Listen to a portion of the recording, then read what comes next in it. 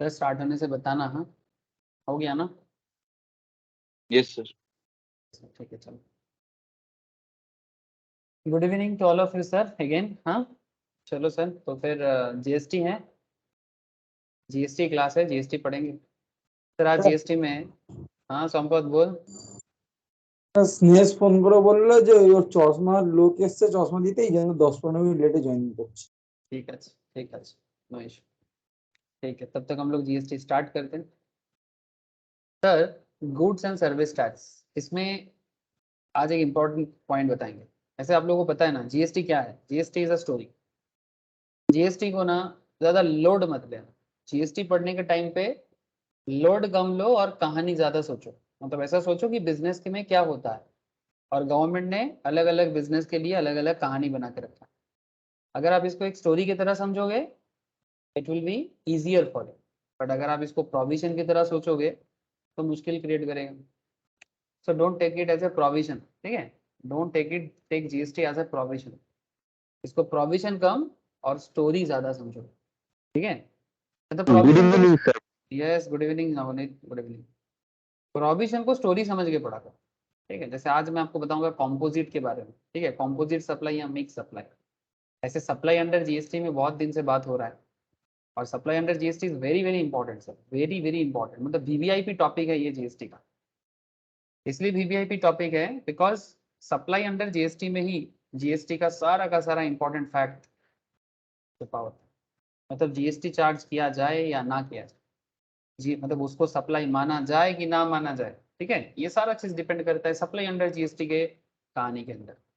Supply under GST का जो story है उसी स्टोरी के अंदर ही सारा पॉइंट है, ठीक है?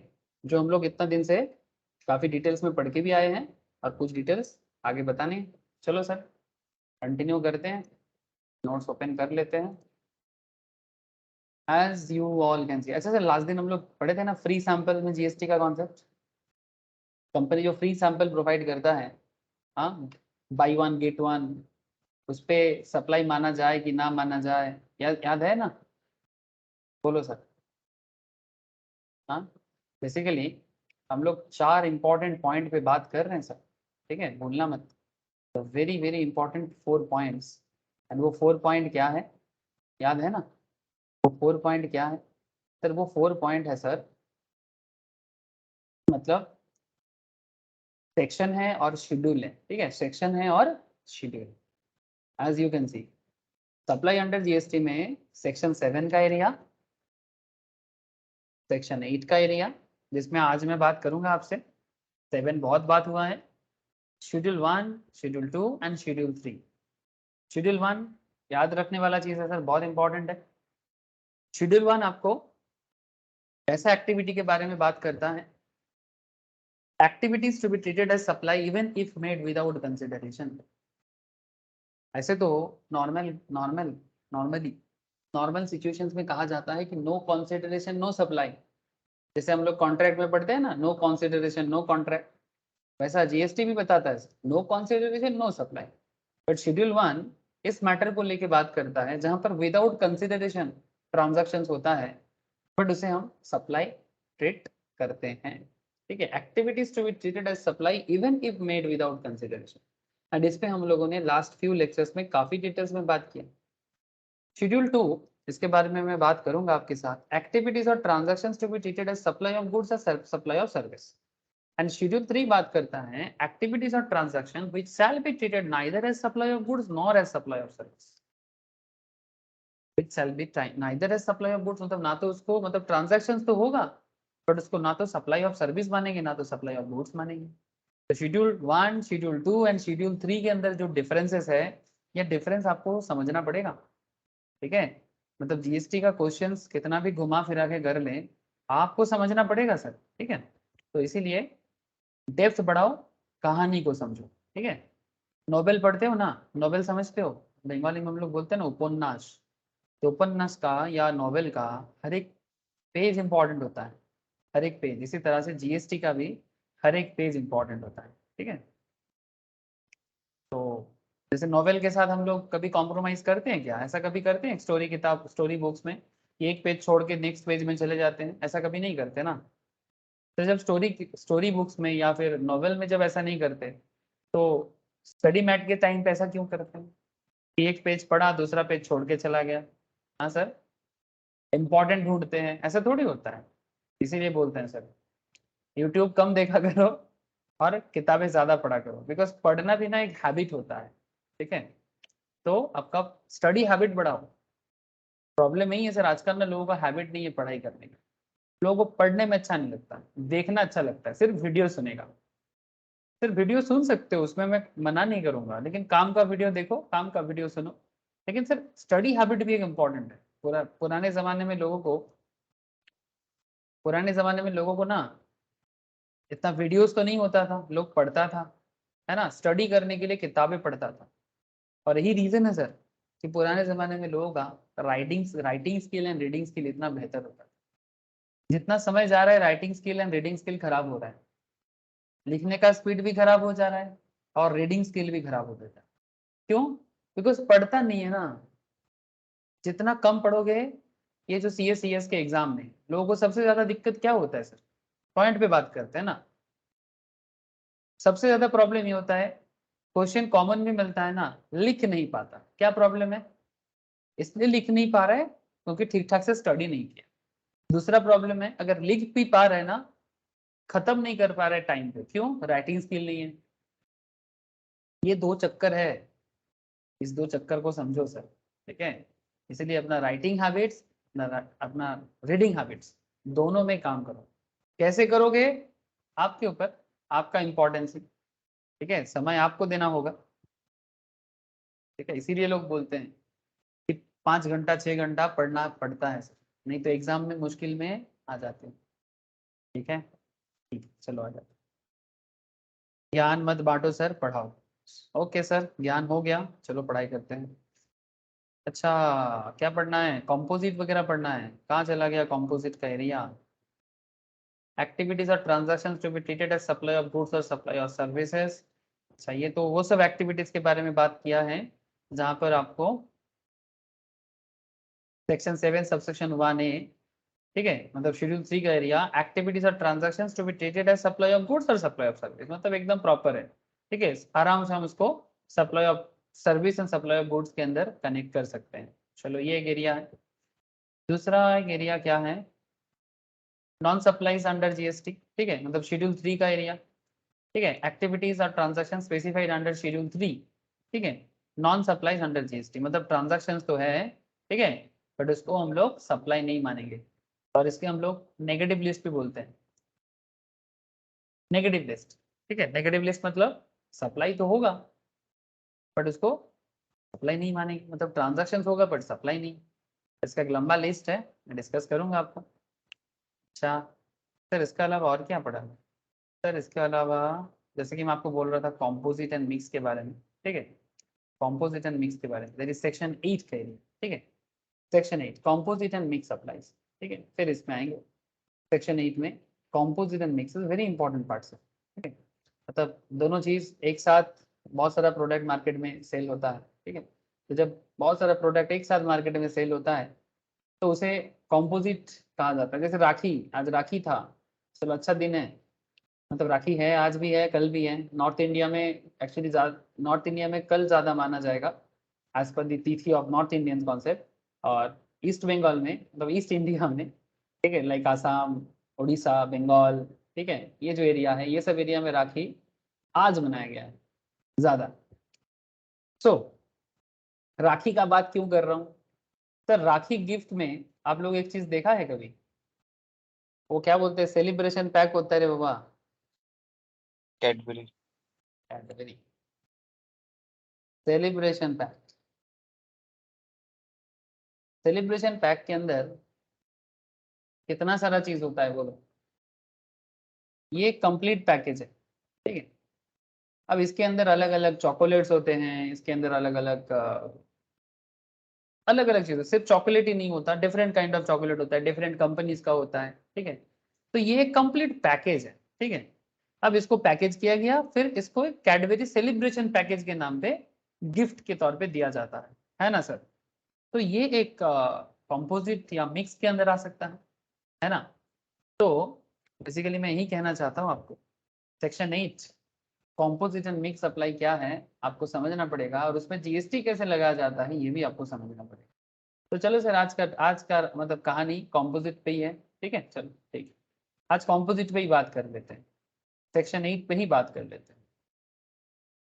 तो सेक्शन 8 हमें कॉम्पोजिट एंड मिक्स सप्लाई पे क्या समझाना चाहता है सर? इसमें कुछ क्लॉजेस भी हैं, like clause A, clause B, ठीक है। Tax liability on composite and mix supplies. इसमें अगर मैं बात करूं अगर आपसे, the tax liability on a composite और a mix supply shall be determine in the following manner. क्या मैनर है सर? सबसेक्शन 8 का क्लॉज ए जो है सर, ये कॉम्पोजिट सप्लाई कंप्राइजिंग 2 और मोर सप्लाईज के बारे में बात करता है।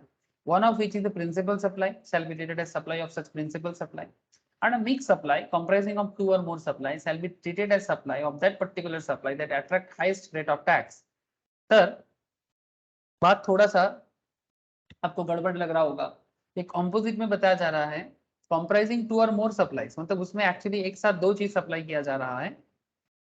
One of which is a principal supply, मतलब उनमें से कोई एक प्रोडक्ट ऐसा होगा जो प्रिंसिपल प्रोडक्ट है, मेन है, उसके साथ कोई कनेक्टेड प्रोडक्ट्स है, shall be treated as supply of such principal supply, मतलब उसका सप्लाई को प्रिंसिपल सप्लाई के साथ ऐड किया जाता है। मतलब प्रिंसिपल सप्लाई में जो हो रहा है उसी को माना जाएगा, और बाकी उसके साथ जो कनेक्टेड सप्लाई हो रहा है उसको, मतलब क्या बोले सर, मतलब इंपॉर्टेंस ही कम मिलेगा, बट वो कॉम्पोजिट है। मैं आगे एग्जांपल देता हूँ, आप रुक जाइए। And mix supply comprising of 2 और more supply shall be treated as supply of that particular supply that attracts highest rate of GST. ठीक है, मिक्स सप्लाई में क्या होता है, डिफरेंट अलग अलग प्रोडक्ट होता है, लेकिन उनमें से जो प्रोडक्ट सबसे हाईएस्ट स्लैब में आता है ना, वो आपका मिक्स सप्लाई का कॉन्सेप्ट में काम करता है। ठीक है, अब मैं आपको थोड़ा सा इसके एनालिसिस पे चलता हूँ। GST is payable on individual goods और सर्विस और both at the notified rates.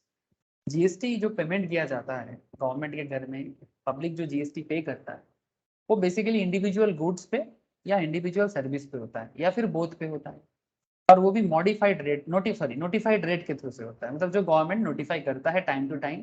जैसे रिसेंटली कुछ चेंजेस आया, the application of rates poses no problem if the supply is of individual goods और individual service which is clearly identifiable. भाई कौन सा goods है, कौन सा सर्विस है, 18% वाला जीएसटी है कि 12% वाला जीएसटी है, सिंगल गुड्स है, no problem, and such goods और service are subject to particular rate of tax. ठीक है, however in certain cases supplies are not such simple, supplies इतना सिंपल नहीं होता है, and clearly identifiable supplies, some of the supplies are a combination of goods, एक goods नहीं होता, combination of goods होता है, कॉम्बिनेशन ऑफ सर्विस होता है, combination of goods and service भी होता है, both, and each individual component of such supplies may attract a different rate of tax। Government के रेट ऑफ टैक्स का जो चार्ट है, सर्विस का टैक्स रेट अलग हो गया, गुड्स का टैक्स रेट अलग हो गया। इन सच ए केस, ऐसे सिनारियो में rate of tax is to be levied on such supplies may be challenge. अब इस कंडीशंस में कौन सा रेट मिक्स में या कॉम्पोजिट में अप्लाई किया जाए, ये चैलेंजिंग हो जाता है। It is for this reason that the GST law identifies composite supplies and mixed supplies and provides certainty in respect of tax treatment under GST for such supplies। और ये market में बहुत पॉपुलर कॉन्सेप्ट भी है। In order to determine whether the supplies are composite supplies or mixed supplies, one needs to determine whether the supplies are naturally bundled or not naturally bundled। Bundled मतलब समझते हो ना, bundled मतलब जब एक साथ 2-4 चीज को मिक्स करके पहले से ही दिया जा रहा है आपको, मतलब वो बंडल्ड में ही दिया जाता है। ठीक है, और कुछ होता है नॉट नेचुरली बंडल्ड, बट आप बंडल्ड बना रहे हो। ठीक है, बंडल्ड का मतलब यही होता है, मतलब वो प्रोडक्ट एक साथ दोनों लेना पड़ता है, मस्ट है, फिर दोनों प्रोडक्ट अलग है, या फिर वो नेचुरली बंडल्ड नहीं है बट आप उसको बना रहे हो। तो ऑर्डिनरी कोर्स ऑफ बिजनेस में वो नेचुरली बंडल्ड है कि नॉट नेचुरली बंडल्ड है, ये आपको आइडेंटिफाई करना पड़ेगा। मतलब इसमें थोड़ा सा आपको रियल लाइफ बिजनेस दिमाग लगाना पड़ेगा। ठीक है, the concept of naturally bundled supply is a emanating of the definition of composite supply। अब चलो मैं थोड़ा सा और आपको लेके चलता हूँ। अब what is composite supply? composite supply का मतलब ये है sir, composite supply means a supply made by a taxable person to a recipient। taxable person recipient end पे सप्लाई करता है, and comprises 2 or more taxable supply। 2 या 2 से ज्यादा टैक्सेबल सप्लाई इसके अंदर आ सकता है, गुड्स और सर्विस और बोथ। सिर्फ गुड्स भी हो सकता है, सिर्फ सर्विस भी हो सकता है, और गुड सर्विस दोनों हो सकता है, और एनी कॉम्बिनेशन, मतलब सिर्फ गुड्स का कॉम्बिनेशन, सिर्फ सर्विस का कॉम्बिनेशन, या दोनों का combination. Naturally bundled supplies in conjunction with each other in the ordinary course of business, for one of which is a principal supply. Section 2, subsection 30. This means this that composite supply of goods or service or both are bundled owing to natural necessities. The elements in a composite supplies are depend on the principal supply. अब composite supply का जो nature है वो principal supply पे depend करता है. कैसे? Wait कर जाओ, मैं अभी समझा देता हूँ सर. Principal supply means जो main. Principal supply means the supply of goods or service which constitute the predominant element of a composite supply, and to which any other supply forming part that composite supply is ancillary. Say for example, work contract and restaurant service are classic examples of composite supply. अब restaurant का main service क्या है sir? Food deliver करना, मतलब खाना परोसना. Restaurant का Yes, sir. Main principal है ना. लोग रेस्टोरेंट में बैठने तो नहीं जाता. हाँ, रेस्टोरेंट कितना सुंदर डेकोरेट है ये देखने के लिए जाता है क्या लोग? खाना खाने के लिए जाता है. No, sir. तो खाना खाना है और साथ में डेकोरेशंस भी मजा लेना है. तो खाना खाना, डेकोरेशंस का मजा लेना, या फिर जो जिस तरह से आपको खाना परोसा जाता है, जैसे ड्रेस पोशाक में आपके सामने आके रेस्टोरेंट का जो क्या बोलते हैं सर उनको, वेटर्स, ठीक है, वो जिस तरह से आपको फूड सर्विस सप्लाई करता है, जिस तरह से आपको ट्रीट करता है, ठीक है, मतलब जिस तरह का फैसिलिटीज आपको प्रोवाइड करता है, वो आपका क्या है? वो आपका सर्विस एरिया है. बट मेन सर्विस क्या है? Food.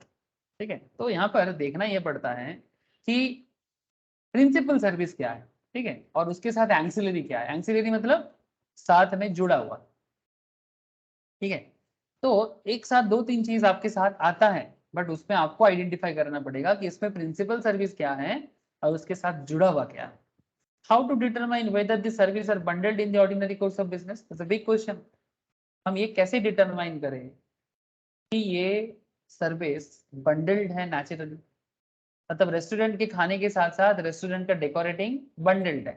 How to identify whether the service are bundled in the ordinary course of business would depend upon the normal or frequent practice followed in the area of business to which service relate. Such normal and frequent practice adapted in a business can be ascertained from several indicators, some of which are listed below. चलो देखते हैं कि क्या क्या ऐसा list of service होता है, क्या क्या ऐसा लिस्ट ऑफ सर्विस होता है या लिस्ट ऑफ कॉन्सेप्ट होता है जहां पर हमें ये देखने को मिलता है कि ये बंडल्ड है.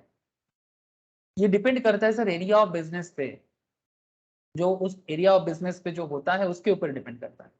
जैसे कि the perception of the consumer और द सर्विस रिसिपेंट, जो कस्टमर या कंज्यूमर है या फिर जो सर्विस लेने जा रहे हैं उनका perception. If a large number of service recipient of such bundle service reasonably expect such service to be provided as a package, then such a package could be treated as naturally bundled in the ordinary course of business. Say for example, sir जैसे एक मुझे याद आया, बोलते बोलते याद आया, travel and tourism का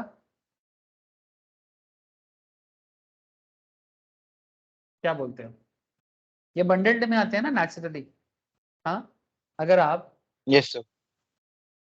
जो ट्रैवल टूर्स एंड ट्रेवल्स जो कंपनीज होते हैं, ट्रैवल एंड टूरिज्म या जो भी बोलो आप, टूर्स एंड ट्रेवल्स, ये लोग क्या करते हैं? आपको घुमाने लेके जाते हैं, लेकिन आपका एयर फेयर, ठीक है, आपका ट्रेन फेयर, आपका होटल का फैसिलिटीज, एंड कहाँ कहाँ आपको साइड विजिटिंग, ठीक है, जिसके लिए आप जा रहे हो, ठीक है, साइड विजिटिंग, ये सब कुछ मिला जुला के वो लोग पैकेज बनाते हैं ना. ठीक है, भूटान जाना है आपको, इंडिया के बाहर इंडोनेशिया जाना है, थाईलैंड जाना है, केरला जाना है, कश्मीर जाना है, तो टूर्स एंड ट्रेवल्स कंपनी आपको एक नेचुरल बंडल पैकेज देता है, because large number of service recipient of such bundled of service reasonably expect such service to be provided as a package, then such package could be treated as naturally bundled in the ordinary course of business. जैसे एक package है, बहुत popular एक package चलता है sir, ऐसे तो बहुत सारा कंपनीज है टूर्स के लिए, लेकिन आईआरसीटीसी का एक ऐसे टूर प्रोग्राम है रामायण यात्रा. आप लोग जानते हो कि नहीं, I don't know sir, but मैं आपको दिखा रहा हूँ कि रामायण यात्रा क्या है. ठीक है, ये IRCTC का रामायण यात्रा एक प्रोग्राम है टूर्स का। ठीक है, ये राम का जो जर्नी है फ्रॉम अयोध्या टू श्रीलंका, ठीक है, इस पूरा रूट का आपको टूर कराएगा थ्रू ट्रेन। जो ट्रेन नॉर्मली दिल्ली से छोड़ेगा, ठीक है, मोस्ट प्रोबेबली दिल्ली से छोड़ता है, ये देखो। Under the Swadesh Darshan scheme the entire duration of 17 nights 18 days take pilgrims to sacred places associated with the life of Lord Ram. Train छोड़ेगा आपको Safdarjung railway station, will be cover the distance of 8000 kilometre between India and Nepal and on the Shri Ramayan Yatra circuit, जिसमें कहाँ कहाँ आपको लेके जाएगा?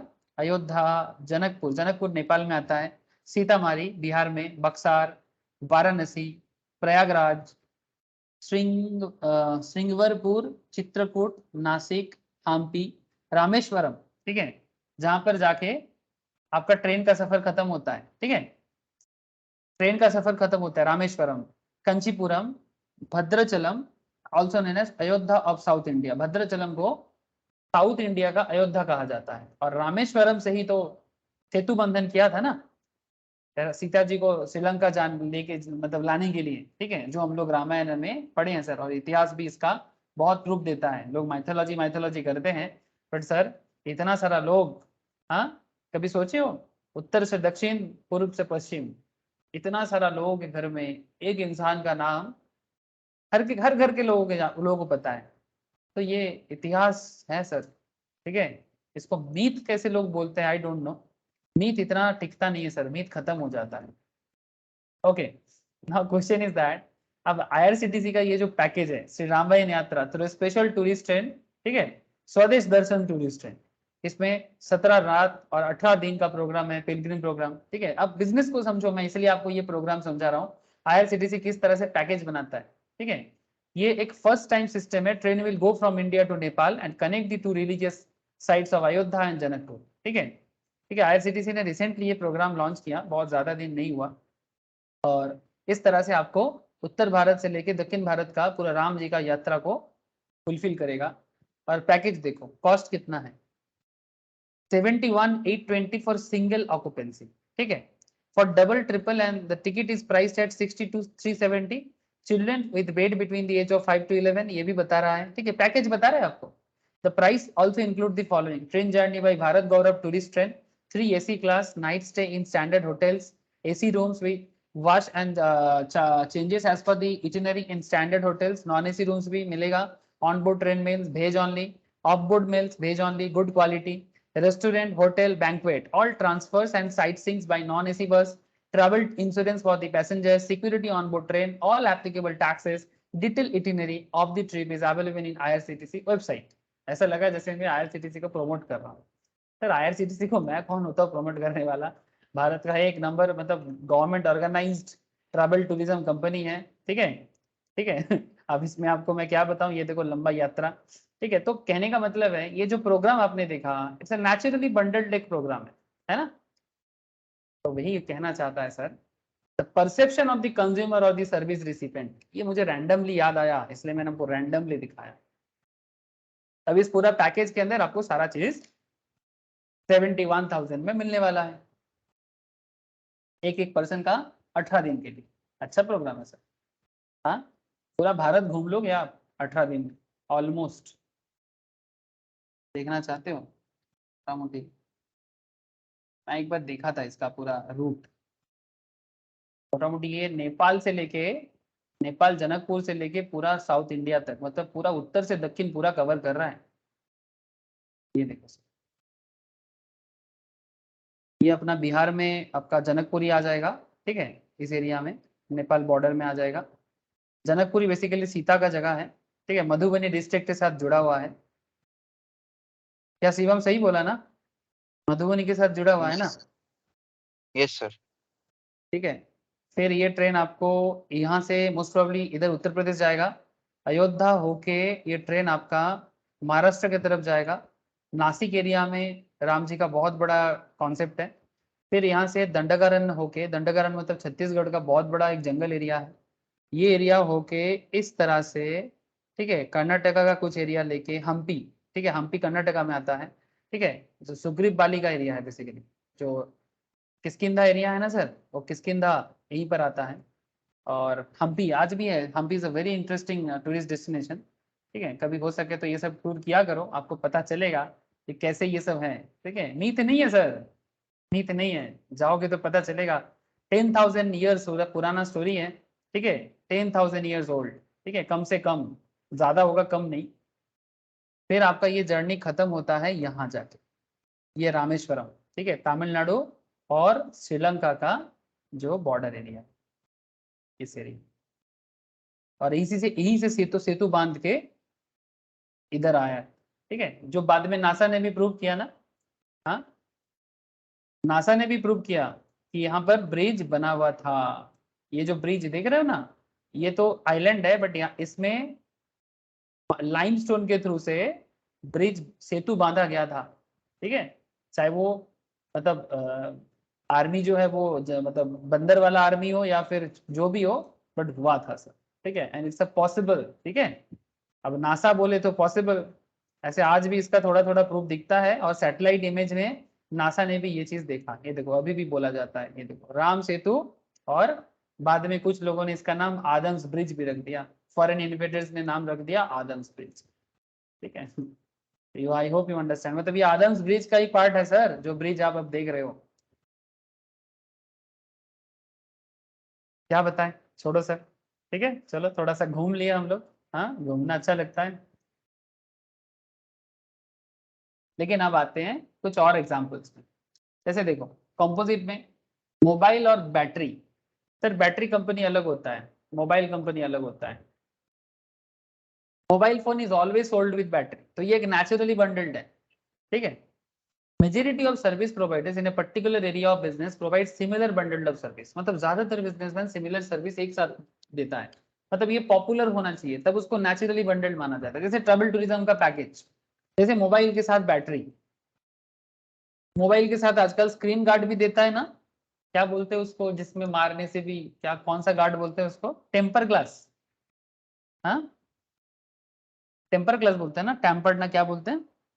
Yes sir. ठीक है, तो मेरा कहने का मतलब और कुछ नहीं है, कहने का मतलब बहुत सिंपल है कि नेचुरल हो गया आजकल। पहले क्या होता था, वो जो ग्लास हम लोग ऊपर से लगाते थे, वो अलग से लगाना पड़ता था, है ना। एक टाइम था स्टार्टिंग लाइन टाइम पे, बाद में लगाना पड़ता था, बट आजकल फोन के साथ इनबिल्ड इनबिल्ड आता है ना सर। कुछ कुछ में आता है, कुछ कुछ में नहीं भी आता। अच्छा, ऐसा भी है। ठीक है, मतलब आजकल एक प्रैक्टिस हो गया है, कुछ कुछ फोन कंपनी देता है, टेम्पर्ड ग्लास के साथ देता है। तो majority of service providers in a particular area of business provide similar bundle of service. Now 15 bundle of service of catering on board service or transport by air is a bundle offered by a majority of airlines. ठीक है, मतलब वो airlines में जो आपका ticket का cost होता है, उसके साथ साथ और भी काफी सारा फैसिलिटीज आपको एयरलाइंस कंपनीज आपको साथ में एक साथ देता है, फूड वगैरह एवरीथिंग, है ना। टिकट काटने के टाइम पे आपको पूछ लेते हैं इटिनरी का सर्विस क्या लेना है, खाना वगैरह लेना है कि नहीं, साथ टिकट के दाम पे ऐड कर दिया जाता है। राजधानी के अंदर भी ऐसा कॉन्सेप्ट माना जाता है, इवन नॉर्मल रेलवे टिकट्स में भी ऐसा कॉन्सेप्ट होता है, दुरंतो वगैरह में भी होता है, शताब्दी में होता है। ठीक है, शताब्दी एक्सप्रेस उसमें भी मैंने देखा। तो what is the concept, so bundled of service of catering on board transport by air is a bundled offered by a majority of airlines. The nature of various service in a bundled of service will also help in determining whether the services are bundled in the ordinary course of business. If the nature of service is such that one of the service is the main service and the other service combined with such service are in the nature of incidental or ancillary service which help in better enjoyment of main service. मतलब main service को enjoy करने के लिए बाकी service का जरूरत है। ठीक है, तो उसको एक नेचुरल बंडल कहा जाता है, जैसे मैं आपको ऑलरेडी बता दिया।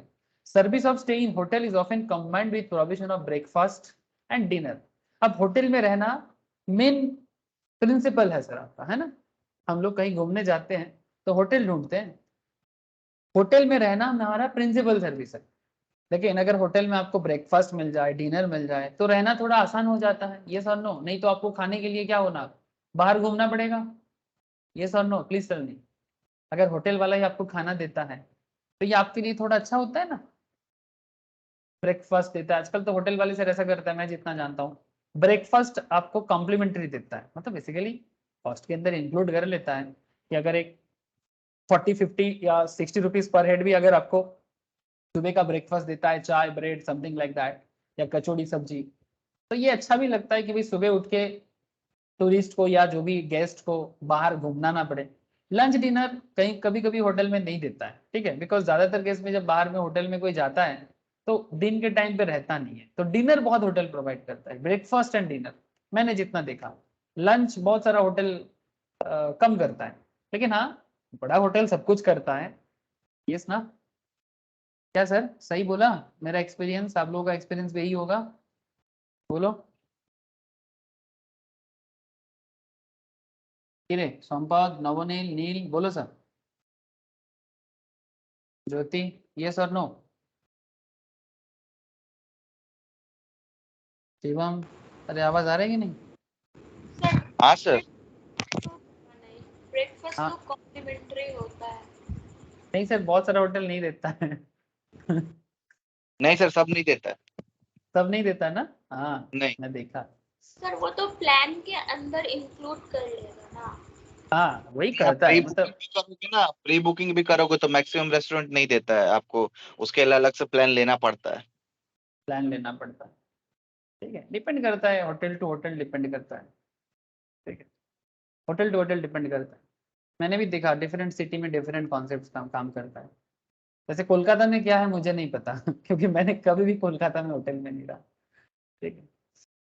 बाहर में फिर भी पता है। अब आप लोग अगर कोलकाता में होटल में रहो तो आप लोगों को पता होगा, मतलब मुझे कोलकाता का होटल का कॉन्सेप्ट ही नहीं पता, लेकिन मैंने सुना ऐसा कि कोलकाता में होटल में खाना अच्छा होता है। ये सच है क्या? मुझे नहीं पता सर, एक्चुअली मेरा सीरियसली पर्सनल एक्सपीरियंस नहीं है कोलकाता में होटल में रुकने का, क्योंकि मैं ऐसे ही होटल में रुकना थोड़ा कम पसंद करता हूँ।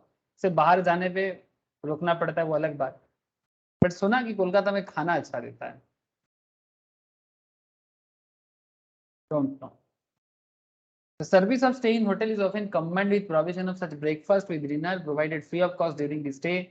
Such service is an ancillary service to the provision of the hotel accommodation, and the resultant package would be treated as service naturally bundled in the ordinary course of business. Other illustrative indicators, not determinative but indicative of bundling of service in the ordinary course of business. ठीक है, indicative जैसे कि elements are normally advertised as a package, ठीक है, elements are normally advertised as a package, different elements are not available separately, the different elements are integral of one overall supply, if one or more is removed the nature of the supply would be affected, मतलब एक हट दिया जाए तो supply का जो problem है वो थोड़ा प्रॉब्लम में पड़ जाएगा। मतलब basically there is no straight jacket formula can be laid down to determine whether a service is naturally bundled in the ordinary course of business. Each case has to be individually examined in the backdrop of several factors, some of which are outlined, जो मैंने अभी आपको बताया। The above principle explained in the light of what constitutes a naturally bundled service can be gainfully adapted to determine whether the particular supply constitute a composite supply under GST, and if so, what constitute the principal supply, so as to determine the right classification and rate of tax of such composite supply. मतलब rate of tax basically principal supply के basis में ही charge किया जाता है, ठीक है, principal supply के बेसिस पे ही चार्ज किया जाता है। जैसे होटल में अगर रहना, अगर 18% जीएसटी चार्ज होता है या 5% जीएसटी चार्ज होता है या 12% जीएसटी चार्ज होता है, तो जो भी प्रिंसिपल आपका चार्जेस होगा ना, वही प्रिंसिपल चार्जेस के बेसिस में ही आपको चार्ज किया जाएगा। Some of the examples of composite supply, चलो देखते हैं। Poshak manufacturers entered into contract with Chiku limited. Poshak मतलब मोस्ट गारमेंट्स को हिंदी में पोशाक बोलते हैं, बंगाली में भी बोलते हैं ना सर पोशाक। पोशाक it's a Hindi, it's a Sanskrit word, ठीक है। प्योर हिंदी जो होता है ना, प्योर हिंदी जो होता है वो एक्चुअली संस्कृत से आया है, और संस्कृत वर्ड एंड हिंदी में एक्चुअली उस दिन संस्कृत, हिंदी और बंगाली, प्योर बंगाली, ठीक है, प्योर बंगाली समझते हो? आजकल हम लोग जो बंगाली बोलते हैं ना, this is not pure Bengali से, जानते? प्योर बंगाली ना, प्योर बंगाली में आपको संस्कृत का एलिमेंट बहुत दिखेगा। मैं उस दिन एक good evening. Good evening, Sanskrit में मैं एक मंत्र था पढ़ रहा था, लिखने का स्टाइल ना, मतलब आप जैसे नॉर्मली ऐसा आजकल ऐसा हो गया कि कोई संस्कृत मंत्र आप बंगाली में पढ़ोगे तो साउंड बंगाली जैसा होता है, बट नहीं सर, एक पुराना मंत्र मुझे मिला था, तो वो साउंड एक्चुअली, मंत्र क्या होता है, मंत्र बेसिकली साउंड होता है, वो साउंड ही एक्चुअली हमारे शरीर के लिए बहुत इंपॉर्टेंट होता है। तो बेसिकली उस मंत्र को बंगाली में ऐसे लिखा गया था आज से कम 500 ईयर्स एगो, बट तब उसका लिखने का तरीका ऐसा था जो पढ़ने में, जैसे संस्कृत पढ़ने में जैसा होता है एग्जैक्टली वैसा था, मतलब लेटर बंगाली था बट साउंड सेम था। तो इसीलिए मैं थोड़ा सा रिसर्च कर रहा था। छोड़ो। Poshak Poshak manufacturers entered into a contract with Chiku limited, अरे वाह, for supply of ready-made shirts packed in a designer boxes at Chico Limited's outlet. The concept is that. Further, पोशाक manufacturers would also get them insured during transit. मतलब ये जो designer box में जो package shirts है sir, इसका insurance भी है, मतलब ट्रांजिट में अगर कुछ हो जाएगा इंश्योरेंस कंपनी पेमेंट करेगा आपको, मतलब आप प्रीमियम भर रहे हो।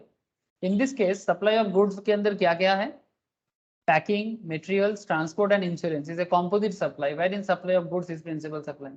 तो मेन सप्लाई क्या है, बेसिकली बॉक्स के अंदर पोशाक, बट साथ में जो एडिशनल जो पैकेज आपको मिल रहा है, ठीक है, एडिशनल जो पैकेज आपको मिल रहा है वो एक्चुअली क्या बन रहा है सर, प्रिंसिपल सप्लाई के साथ एडिशनल है, ठीक है, जैसे इंश्योरेंस का सर्विस, ठीक है, ट्रांसपोर्ट का सर्विस, ये सारा का सारा सर्विस उसके अंदर इंक्लूड हो रहा है, पैकेज सर्विस हो रहा है। जैसे आपको मैं अभी IRCTC का पैकेज समझाया ना, रामायण यात्रा, है ना, रामायण यात्रा, यहाँ पर भी इंश्योरेंस था ना, रामायण यात्रा का जो सर्विस था इसमें इंश्योरेंस था कि नहीं था? हाँ, तो ये देखो। इंश्योरेंस तो सर मैक्सिमम आपके रेलवे टिकट पे तो रहता ही है, नॉर्मल रेलवे हाँ टिकट पे भी इंश्योरेंस रहता है। हाँ, नॉर्मल में भी होता है बट इधर इधर तो और अच्छा होगा ना, इधर तो और अच्छा वाला इंश्योरेंस होगा। Yes sir. नॉर्मल ट्रेन में तो कितना सब 1 टका 50 पैसा ऐसा कैसा लेता है ना। यस सर, वैसे ही लेता है। देखो सर 1 टका करके भी इंश्योरेंस का कलेक्ट होता है ना, जस्ट इमेजिन अगर 1 करोड़ लोग भी दिन में ट्रेन बुक करता है तो 1 करोड़ दिन का कलेक्शन हो जाता है। ये जोमेटो वाले एक इंटरेस्टिंग खेल खेलता है, मुझे नहीं पता कि ये लोग सच में फिलांथ्रोफी करता है मोस्ट प्रोबब्ली, मैं खराब क्यों सोचूंगा। देखिएगा जोमेटो में आप खाना बुक करोगे ना तो उसमें ना, मैं पहले नहीं देखा उसमें, वो पहले से ऐड करके रखता है, वो 2 रुपीज या 1 रुपी, 2 रुपी मोस्ट प्रोबब्ली 2 रुपीज का एक एक्स्ट्रा अमाउंट लेता है। वो बोलते हैं कि किसी कोई मतलब गरीब को या हंगर वाले को डोनेट करेगा ऐसा बोल के, है ना, अंडर प्रिविलेज लोगों के लिए। सर हाँ आप उसको ऐड और माइनस दोनों कर सकते हो, सब में कर दिया, ब्लिंकिट में भी कर दिया है, ब्लिंकिट से भी आप ऑर्डर करोगे तो उसमें भी रहता है। हाँ, मैं वही बोल रहा हूँ कि वो लोग पहले से ऐड करके रखता है, मैं उसको माइनस कर सकता हूँ, आई नो दैट, हाँ बट यस अगर सर। कोई कोई जल्दबाजी करता है तो वो क्या करेगा, 2 टका दे देगा ना। लेकिन फिर मैं यस सर। बाद में मैं हिसाब कर रहा था, मतलब कंपनी कंपनी का बुद्धि सोचो, कंपनी अपने कमाई से देता अच्छा होता, कंपनी अपनी इनकम से नहीं दे रहा है, कंपनी एक इमोशनल खेल खेला है। कंपनी बोल रहा है कि आप 500 का खाना ऑर्डर करते हो जिसमें आप खाना का दाम, जोमेटो का सर्विस चार्जेस, ठीक है, GST सारा पे करते हो। अब 500 के खाने में आपके साथ एक 5 टका चिपका दिया, इसलिए 5 टका चिपकाया कि गरीब को डोनेट होगा थ्रू जोमेटो, बहुत अच्छा। अरे भाई तो फिर मतलब डोनेशन बेसिकली इसका फिलैंथ्रोपी जो प्रोजेक्ट है जोमेटो ही ले लेगा। लेकिन आप जस्ट सोचो अगर सारा दिन में जोमेटो से पूरा भारत से 1 करोड़ लोग तो खाना ऑर्डर कर ही देता होगा, 1 करोड़ इंटू 5 टका या 2 टका जो भी करता है, 1 करोड़ इंटू 5 करेगा तो 5 करोड़ का एक्स्ट्रा पैसा जोमेटो कलेक्ट कर लेता है। अब ये 5 करोड़ उसके कहने के हिसाब से वो सोशल रिस्पॉन्सिबिलिटी के हिसाब से वो खर्चा करता है, ऐसा साउंड गुड, बट कंपनी अपने प्रॉफिट से करता तो और अच्छा होता, पब्लिक से लेता है। हमें प्रॉब्लम नहीं है, मैं कभी कभी मन करता है तो दे देता हूँ, कभी कभी मन करता है तो ना भी देता हूँ, ठीक है, तो वो प्रॉब्लम नहीं है, बट मैं आपको बस कहानी बताया कि किस तरह से कंपनी लेता है।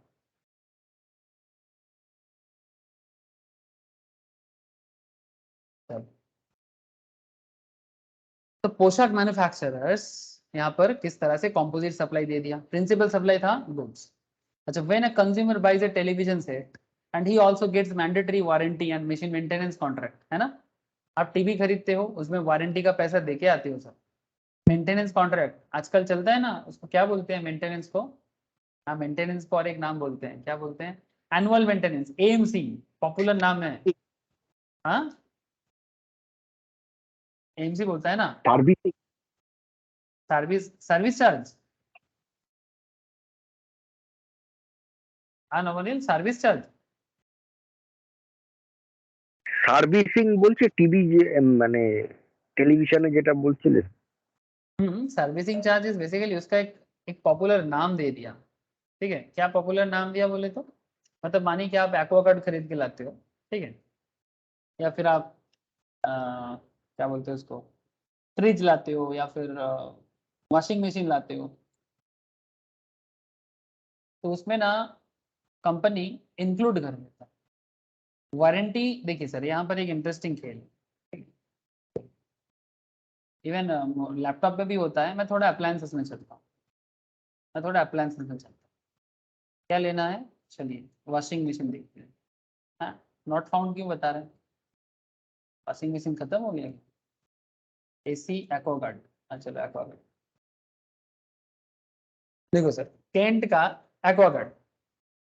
अब इसमें ये लोग, ये तो दाम जो आपसे लेता है 13,299, ठीक है।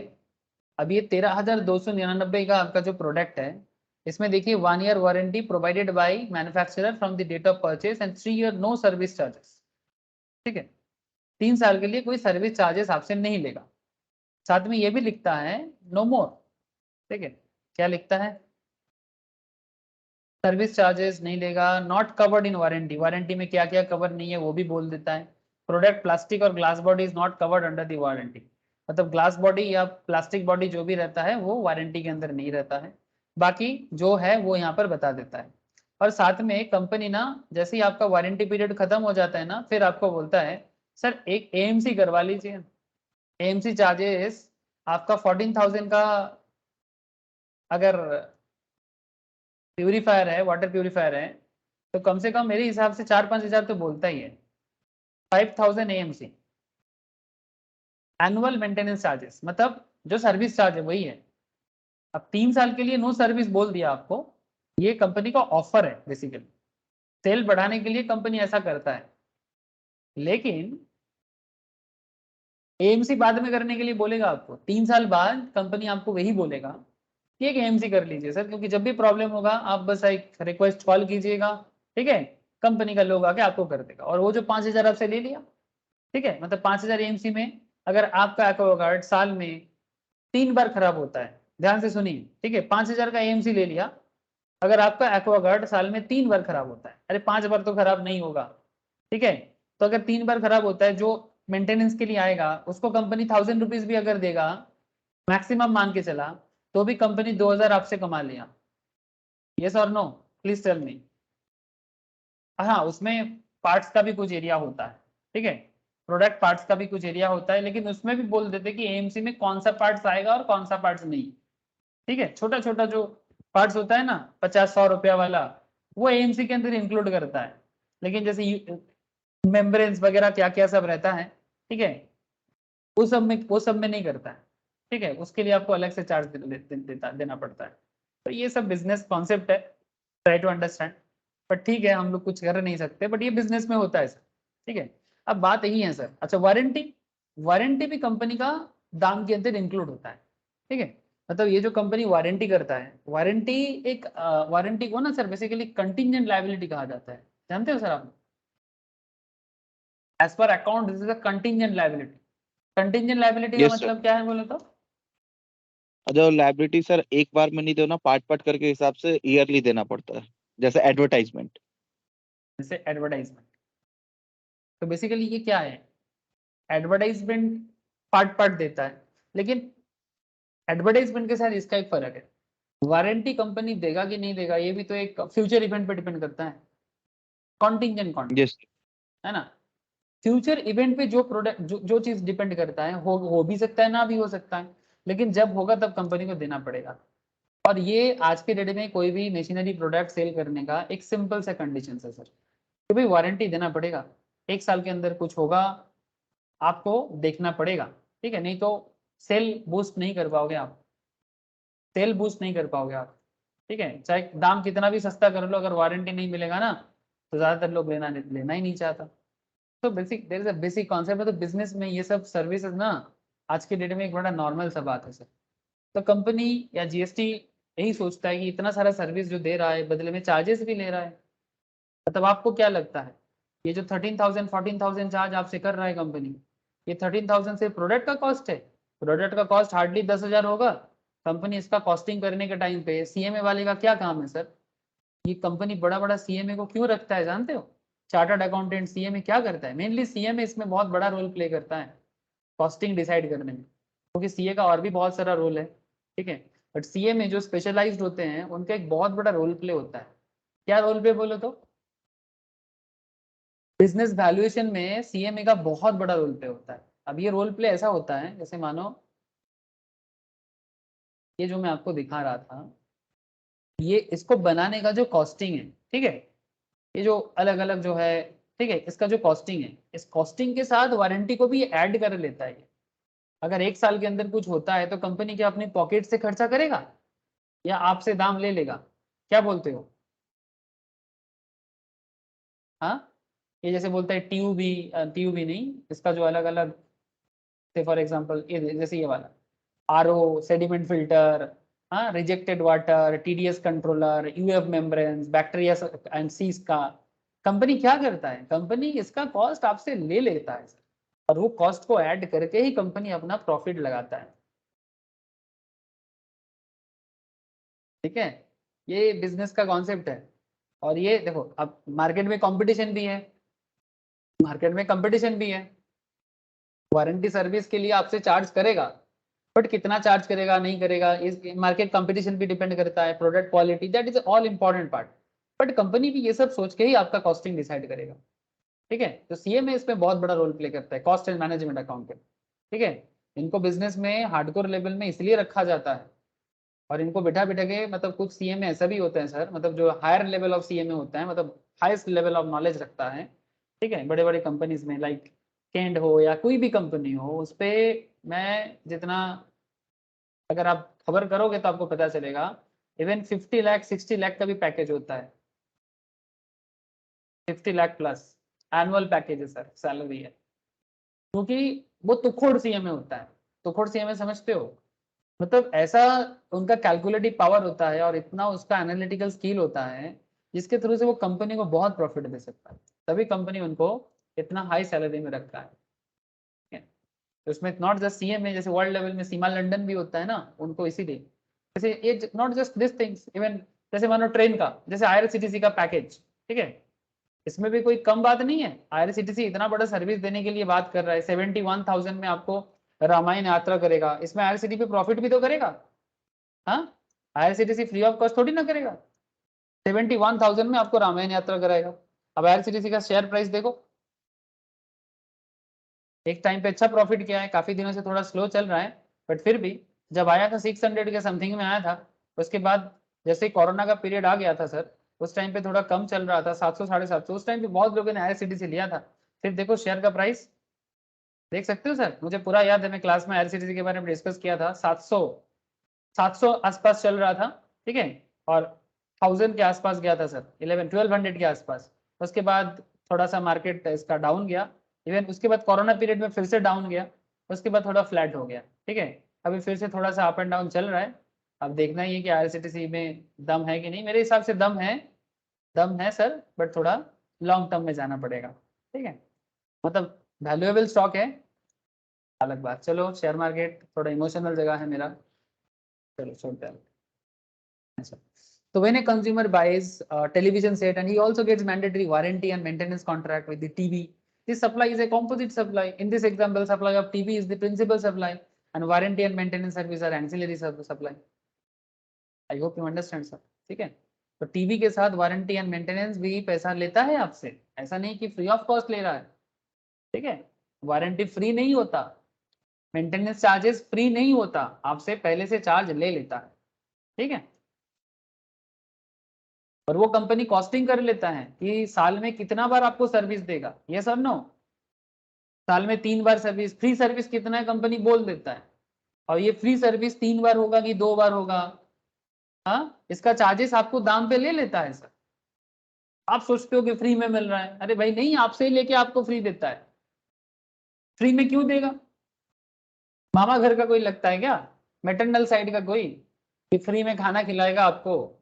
हाँ, ये पब्लिक का खुशी है कि उसको लगता है फ्री है, क्योंकि उसका वन टाइम पेमेंट हो गया, फिर वो भूल गया, है ना। जब खर्चा होता है तभी लगता है, खर्चा होने के बाद तो हम लोग भूल जाते हैं, ज्यादातर यही कंज्यूमर बिहेवियर है, भूल जाते हैं इन द सेंस उतना सोचते नहीं है, रिमेम्बरेंस उतना नहीं है। ह्यूमन ब्रेन है सर, ह्यूमन ब्रेन को बेसिकली यहाँ पर साइकोलॉजिकली स्टडी किया गया। अब बाद में जब ये फ्री सर्विस बोल के आपको 3 बार सर्विस या 2 बार का सर्विस, 2 फ्री सर्विस, इसका मतलब 3 बार में क्या, क्यों कंपनी चार्ज करेगा? क्योंकि कंपनी जो आपके लिए पैकेज बनाया ना, 3 बार के चार्जेस में उसका कॉस्टिंग आ जाता है, मतलब उसमें एक्स्ट्रा आ जाता है। तो कॉस्ट अकाउंटेंट बोल के रखा है कि भाई 2 बार फ्री दे सकते हो मैक्सिमम, मार्केट कंपटीशन है, लेकिन कंपटीशन कम है तो 2 बार को 1 बार भी कर देना, ठीक है, 2 बार को 1 बार कर देना। मार्केट में कंपटीशन नहीं है तो और कम कर देना, मोनोपोली जितना रहेगा उतना कम, और क्या। Travel ticket from Mumbai to Delhi may include service of food being served on board, free insurance and use of airport lounge. In this case, the transportation of passenger constitutes the predominant element of the composite supply and is treated as the principal supply, and all other supplies are ancillary supply. I hope इतना देर में ये principal और ancillary service का idea clear हो गया क्या sir? हुआ है कि नहीं हुआ बताऊं? बहुत सारा कहानी सुन लिया आपको, इसलिए मैं Yes, sir. बोलता हूँ ना, जीएसटी और कुछ भी नहीं, बिजनेस की कहानी है। जीएसटी समझना है तो बिजनेस समझना होता है, और कुछ नहीं समझना होता। एक बिजनेस समझो, चाहे आईआरसीटीसी का बिजनेस हो, चाहे केंट प्यूरिफायर का हो, you have to understand this from the business insight, ठीक है, you have to understand from the business insight. मतलब अगर बिजनेस को समझ पाओगे, जीएसटी में कुछ नहीं है। बट अगर आप बोलोगे सर नहीं, बिजनेस नहीं समझना है और जीएसटी समझना है, तो GST is hard. But if you understand business, then you want to understand GST, then GST is easy. ठीक है, प्लीज समझने का कोशिश करना, ठीक है, बिकॉज बस यही तो है और कुछ नहीं, समझना। अच्छा, how to determine the tax liability on composite supply, the big question, GST का सबसे बड़ा सवाल।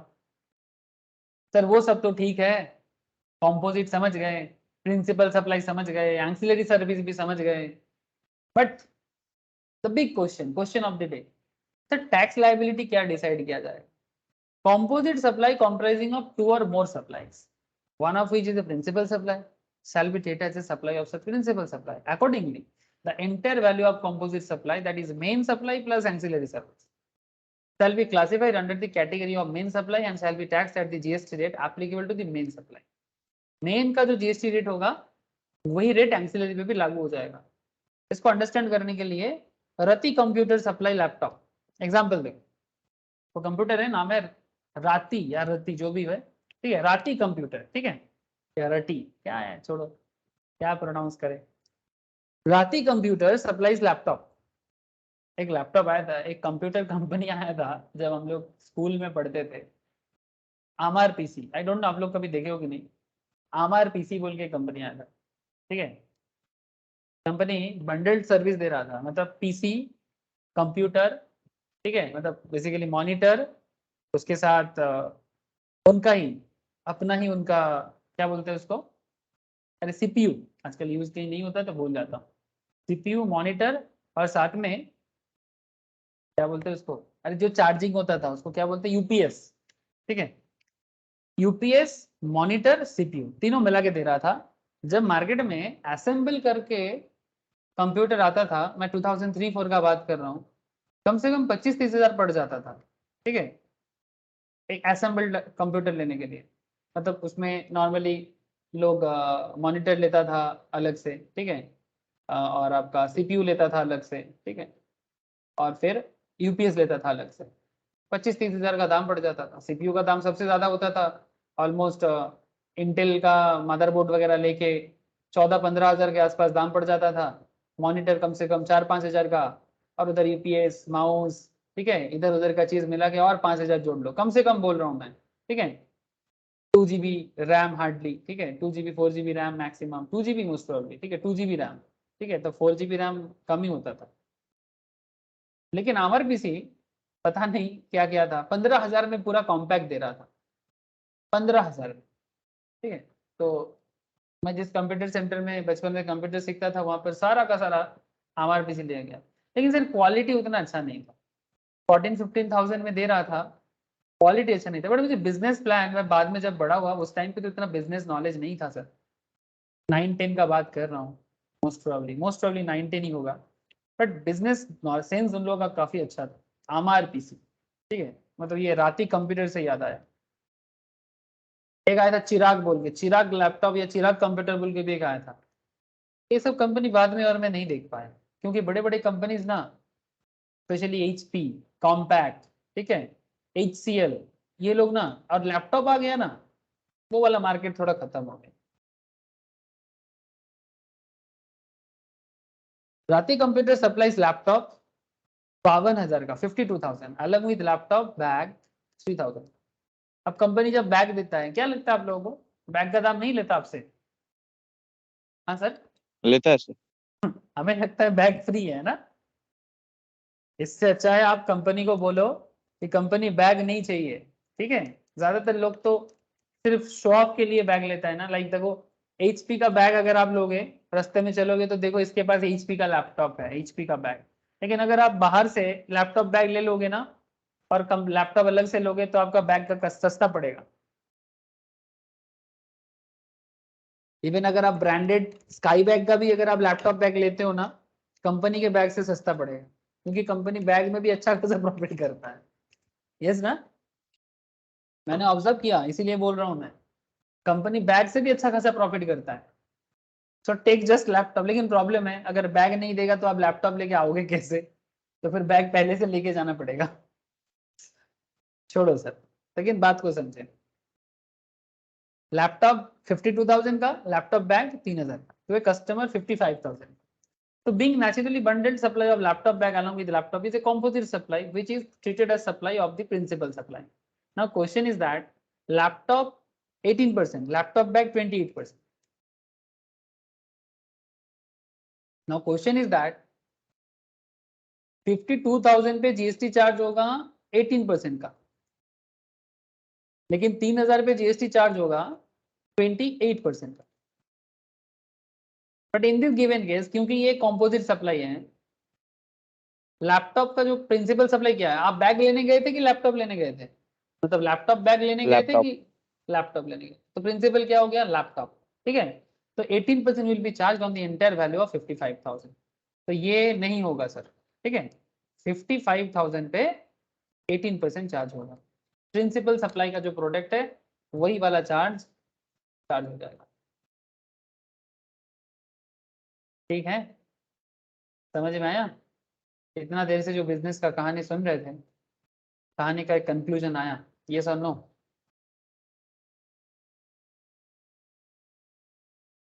কিরে বোঝা যাচ্ছে? हेलो, सर फिर से आज बोलिए ना। फिर से बोलेंगे? नेटवर्क।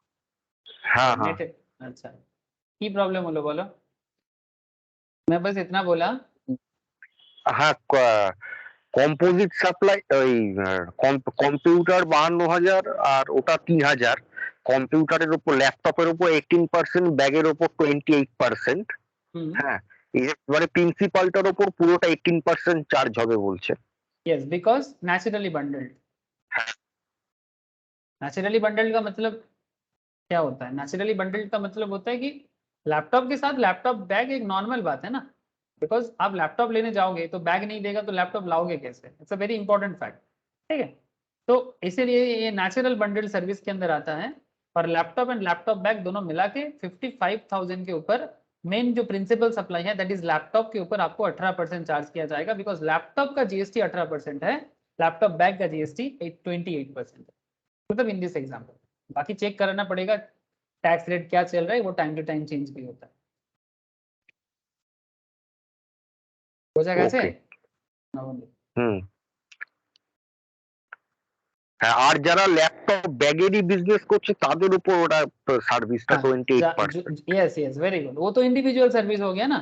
जो लोग हाँ सिर्फ लैपटॉप बैग का बिजनेस कर रहा है, अगर लैपटॉप बैग पे GST चार्जेस 28% है, उसके लिए आप GST चार्जेस का लिस्ट निकालिए, ठीक है। गवर्नमेंट के साइड में ही आपको मिल जाएगा न्यू लिस्ट लैपटॉप बैग का जीएसटी चार्जेस। तो लैपटॉप बैग में 3000 का अगर लैपटॉप बैग है तो 3000 पे 28% जीएसटी लग जाएगा। जो लोग सिर्फ लैपटॉप बेच रहे हैं लाइक ऑनलाइन कंपनीज, ऑनलाइन में जब आप लैपटॉप खरीदते हो, क्या ऑनलाइन में आपको लैपटॉप के साथ बैग देता है? मैं जितना जानता हूं नहीं। सर प्लीज टेल मी, क्या मैं सही बोल रहा हूँ?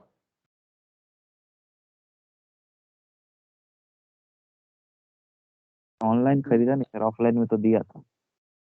नहीं सर, ऑनलाइन में मैं ऑनलाइन में लैपटॉप लेता हूँ, मेरा ऑफलाइन से ज़्यादा लैपटॉप ऑनलाइन में मेरा अच्छा होता है, पता नहीं क्यों। ठीक है, मुझे ऑफलाइन में मैं चीट हो जाता हूँ, मतलब मेरे को खराब चीज़ दे देता है। ये देखो लैपटॉप विद बैग किया मैंने, नहीं सिर्फ लैपटॉप ही यहाँ पर बेचता है। देखो मैं सिर्फ लैपटॉप सर्च करूंगा आपको लैपटॉप दिखेगा, बट इसमें आपको विद बैग नहीं दिखेगा। इसमें आपको विद बैग आपको नहीं मिलेगा, मैं तो नहीं देख पाता। ठीक है, क्या लैपटॉप के साथ लैपटॉप बैग दे रहा है कि नहीं दे रहा है? कहाँ मिलता है जानते हो? ये देखने का मौका मिलेगा आपको नीचे।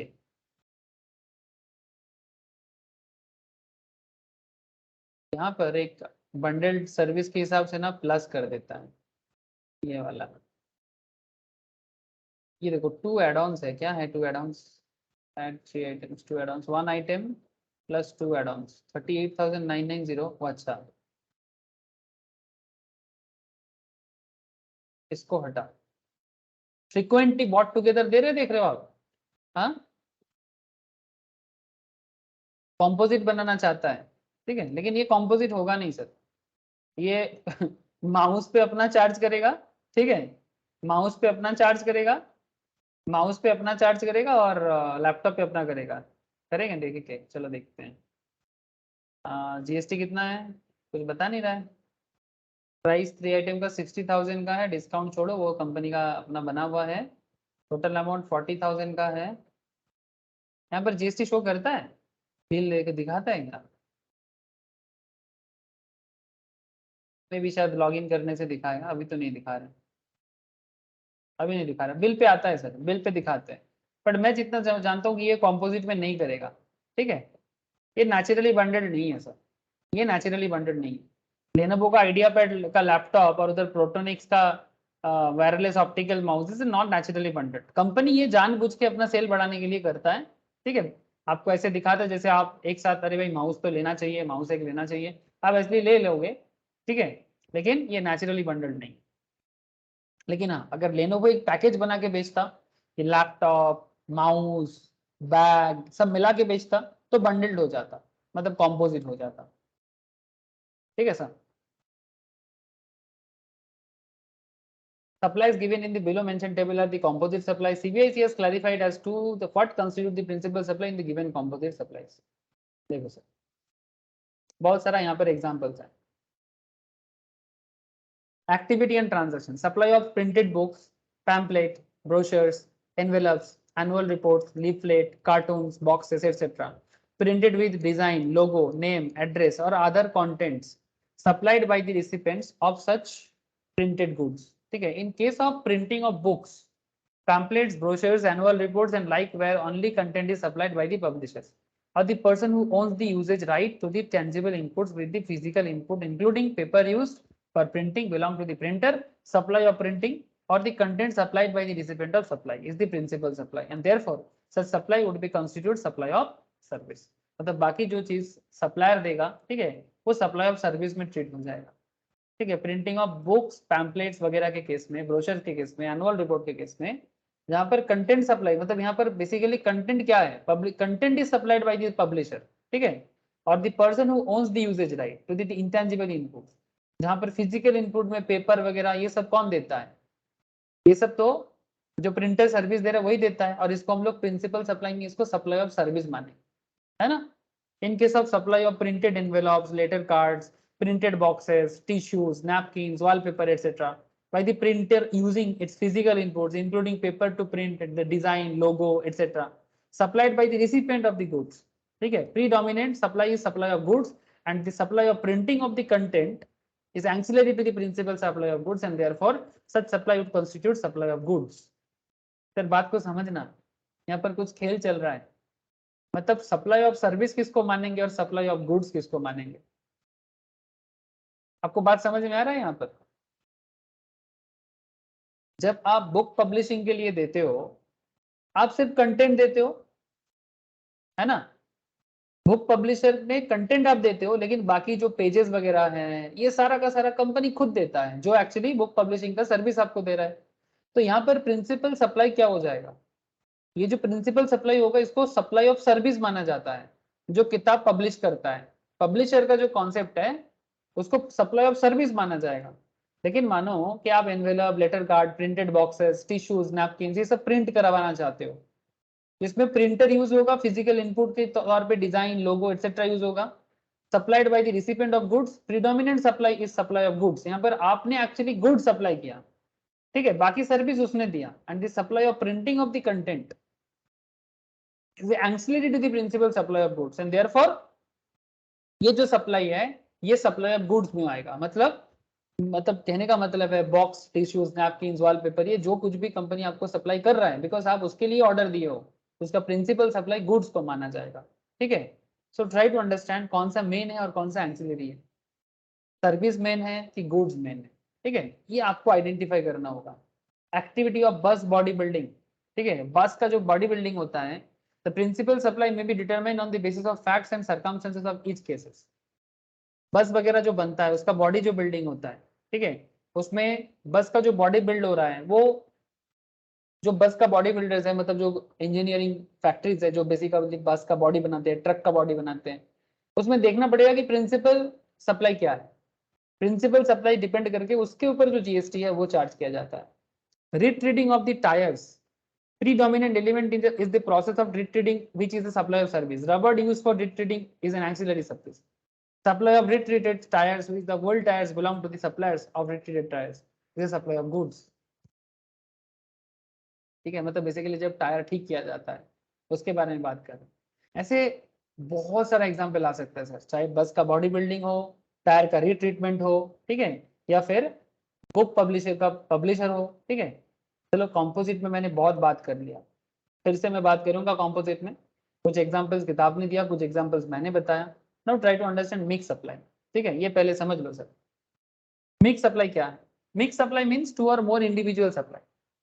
टू और मोर इंडिविजुअल सप्लाई को मिक्स बोलते हैं। और any combination thereof made in conjunction with each other by a taxable person. क्या होता है यहाँ पर देखो, for a single price where such supply does not constitute composite supply, but mixed supply is not a composite supply. Section 2 subsection 74 बताते हैं, single price where such supply does not constitute a composite supply. The individual supplies are independent for each other and are not naturally bundled. Basically ये individual होते हैं और ये naturally bundled नहीं होता है। How to determine if a particular supply is a mixed supply? कैसे पता करेंगे कि कोई particular supply naturally bundled नहीं है, mixed supply है? In order to identify if the particular supply is a mix, the first requisite, मतलब first जो question आता है, is to rule out that supply is a composite supply. A supply can be mixed supply only if it is not a composite supply. अगर वो composite नहीं है तो mixed है. As a corollary, it can be said that if the transaction consists of supply not naturally bundled, मतलब naturally उनको एक साथ नहीं देखा जाता in the ordinary course of business, then it would be mixed supply. Once the amenability of the transaction as a composite supply is ruled out and a single consideration is charged for the entire supply of different components, it would be a mixed supply classified in terms of supply of goods or service attracting the highest rate of tax. मतलब mixed product के अंदर जो सबसे highest दाम होता है उसका जो हाईएस्ट रेट होता है वो सारा का सारा प्रोडक्ट पे ऐड हो जाता है। एग्जाम्पल के तौर पे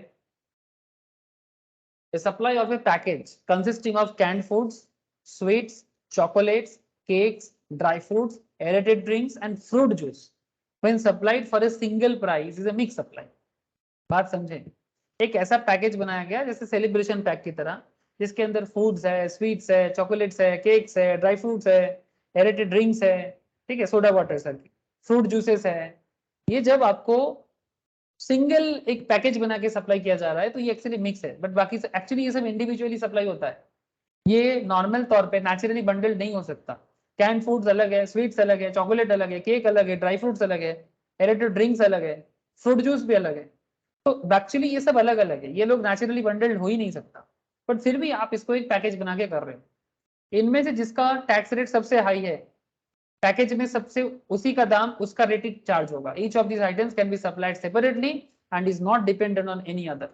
मतलब ऐसा नहीं है कि कैन फूड के साथ स्वीट सप्लाई करना ही पड़ेगा, जरूरी नहीं कि चॉकलेट के साथ केक सप्लाई करना ही पड़ेगा, जरूरी नहीं कि ड्राई फ्रूट के साथ एरेटेड ड्रिंक सप्लाई करना ही पड़ेगा।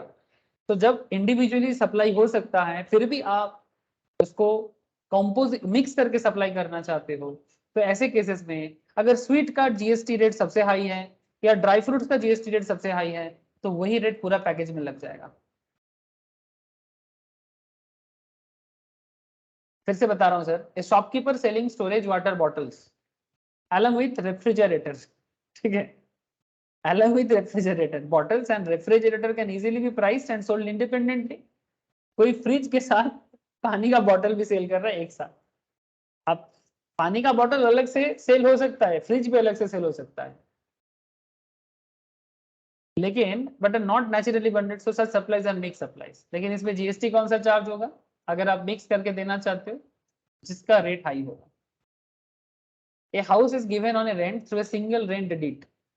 एक घर को रेंट पे दिए, one floor of which is to be used as residence and the other floor for housing a printing press। एक रेसिडेंशियल पर्पस में दिया और एक प्रिंटिंग प्रेस के लिए दिया एट ए लम सम रेंट अमाउंट। मतलब दोनों फ्लोर को लेके, से फॉर एग्जांपल ऐसा एक घर था, इसका 2 फ्लोर है,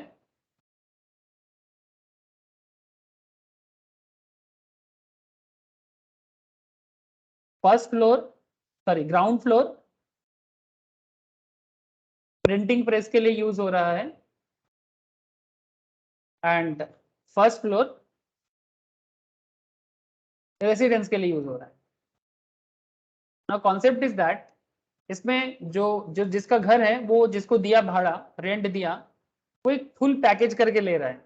मानो कि प्रेस का भाड़ा है 20,000 का और रेसिडेंस का भाड़ा है 10,000 का, वो एक कॉम्पोजिट करके 25,000 करके दोनों दे रहा है।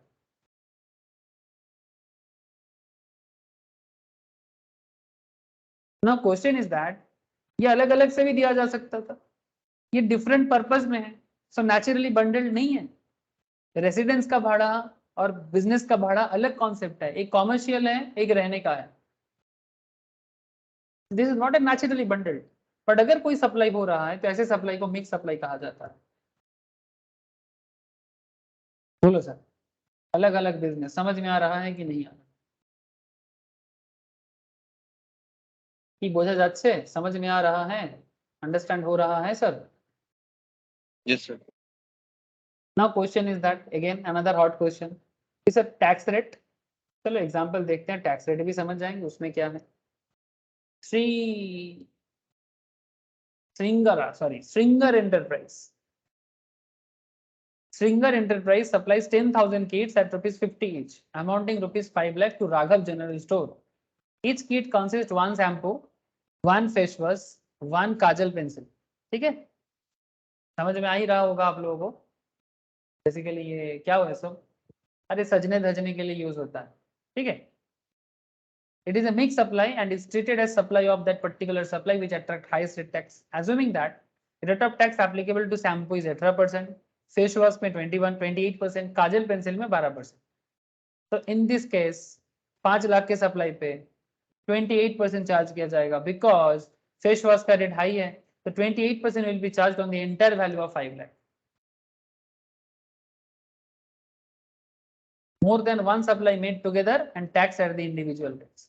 There can be a case where an activity transactions involves more than one supply of goods or service or both, but neither they are composite supplies nor can be categorized as mixed supply। That is, all supplies carry independent significance in such a case। If separate consideration is indicated against each supply shall be charged at the respective rate applicable to that particular supply। जैसे कि बात को समझे sir. In case of servicing of cars, involving supply of both goods, मतलब spare parts भी हैं, labor service भी है, where the value of goods and service are shown separately and the goods and service would be liable to tax at the rates that are applicable to such goods and service separately। मतलब अगर company की तरफ से car service में spare parts दिया गया, ठीक है, गाड़ी का जो स्पेयर पार्ट्स होता है स्पेयर पार्ट्स आपको गाड़ी में जो मिला उसका रेट अलग है, और लेबर चार्जेस जो सर्विस में दिया गया उसका रेट ऑफ जीएसटी अलग है, ठीक है।